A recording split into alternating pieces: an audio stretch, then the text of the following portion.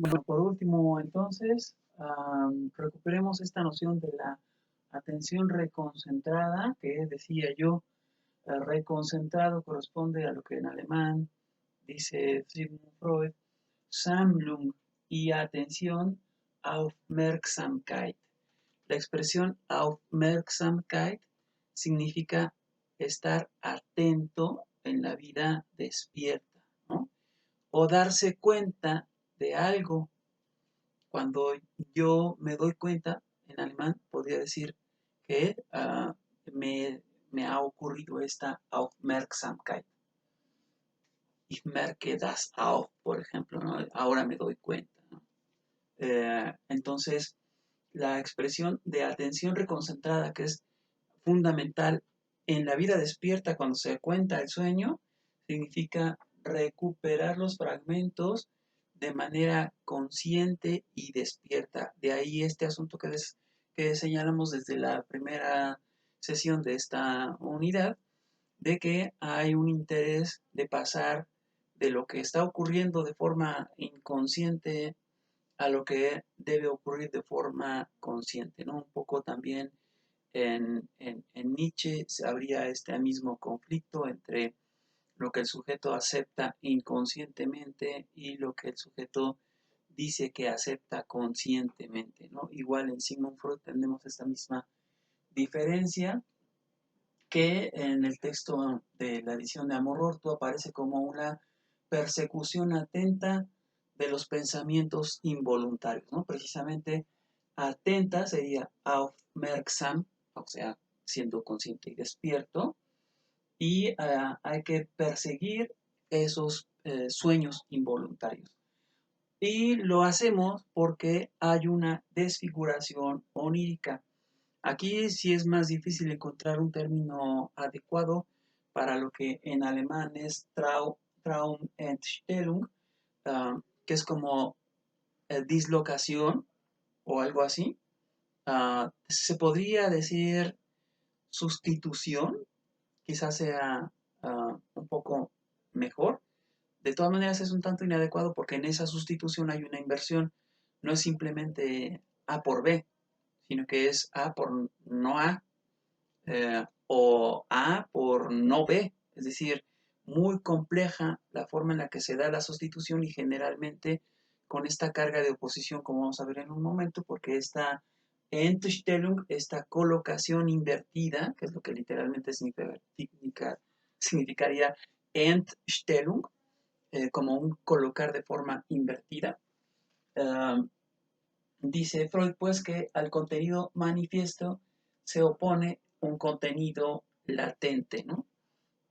Por eso justamente hablamos de filósofo de la sospecha, que sospechan de cómo se cuentan los sueños, porque la energía libidinal está dirigida de forma compleja y rebuscada en el sueño y bloqueada por la energía psíquica que actúa críticamente en la vida despierta, ¿no? Hay, dice Freud, un propósito represivo contra el tema del sueño.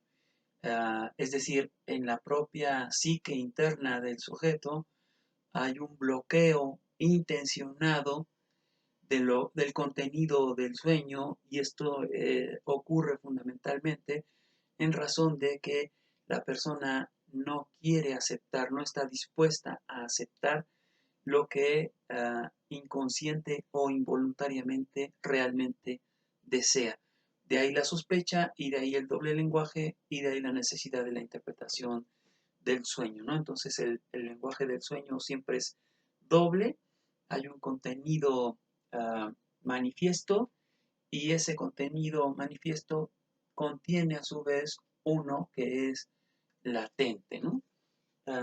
El sueño, dice Freud, es el cumplimiento disfrazado en el contenido latente de un deseo, el contenido manifiesto, perdón, que es el latente, de un deseo reprimido, ¿no? O sea, lo que está latente es el deseo reprimido, lo que es manifiesto es el cumplimiento del sueño. Soñé X y contiene un deseo oculto, ¿no? Entonces, uh, dice Freud, el sueño se construye a través de una serie de procedimientos. Esto ya no lo vamos a ver, es muy largo. Prácticamente el resto del libro está dedicado a explicar los conceptos de condensación, desplazamiento y figuración, dicho de manera muy simple. Dice Freud que a veces en muy poco contenido figurativo del sueño hay una gran cantidad de significado, y eso es lo que significa la condensación, que en alemán de nuevo es problemático porque ahí hay una noción relacionada con el carácter poético y creativo que pues no se ve para nada en la noción de condensación, ¿no? Pero bueno, la idea es que un pequeño fragmento de sueño puede contener mucho significado, porque está muy condensado.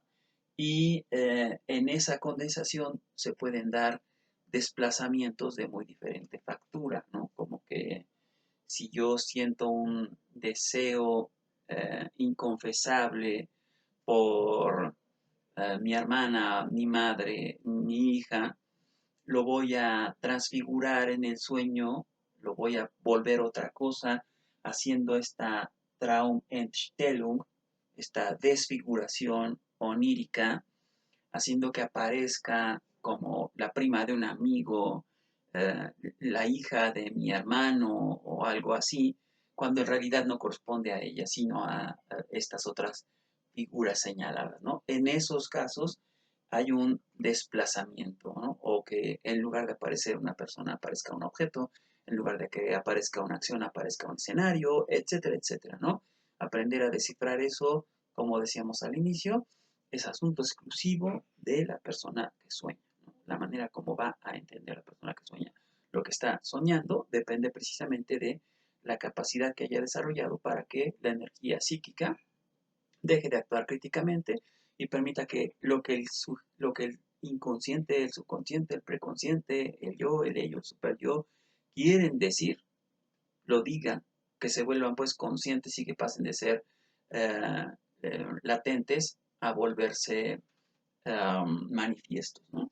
Y finalmente la figuración, que de nuevo la terminología es problemática.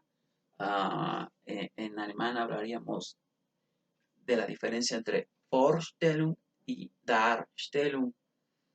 Adentro, cuando estoy soñando, Vorstellung. Afuera, cuando lo estoy narrando, Darstellung.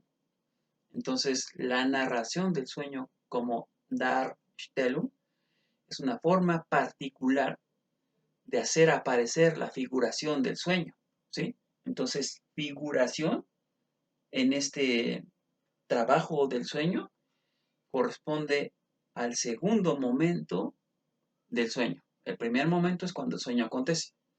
El segundo momento es cuando este es narrado. Ya la narración, de hecho, es una forma de interpretación porque está permeada por la condensación, el desplazamiento y además por esta diferencia entre el contenido manifiesto y el contenido latente, ¿no? A eso hay que agregarle la manera como en la figuración, en la Darstellung, en la representación exterior, literalmente eso significaría Darstellung, la representación exterior, lo que yo me represento cuando ahora me lo narro, uh, va a tener diferencias necesariamente en relación con el sueño que tuve. Y eso, a eso es a lo que hay que estar atento. Ahí es en donde importa la Sammlung der Aufmerksamkeit, ¿no? A que cuando yo esté en la figuración, en la Darstellung, vea cómo estoy juntando los fragmentos para que ahora me dé cuenta de lo que no quería aceptar o confesar y sea capaz de decirlo, ¿sí? En eso consiste el trabajo de la interpretación y, bueno, ya no tenemos tiempo para ver cómo puede aplicarse esto a la práctica artística, pero espero que haya quedado claro por lo menos ¿En qué radica el que se incluya a Freud en la escuela de la sospecha?